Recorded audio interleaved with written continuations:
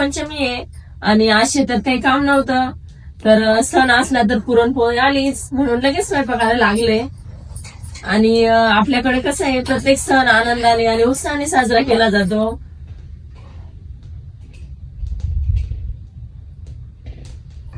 नागपंचमी म्हटलं की लहानपणीचे दिवस आठवतात. किती ती मजा, किती ते झोके, किती भारी होते ना ते दिवस खरंच. आता तर तसं काही राहिलंय पण नाही. नागपंचमीच्या दिवशी एखाद्या झाडाला मोठा झोका बांधला जायचा आणि गावातल्या सर्व बायका यायच्या तिथं झोका खेळायला.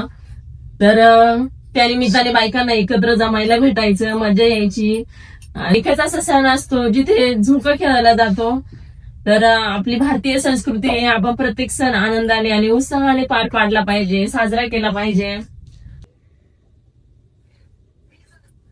तर आज प्रत्येक घरात काहीतरी गोडधोड बनलंच असेल.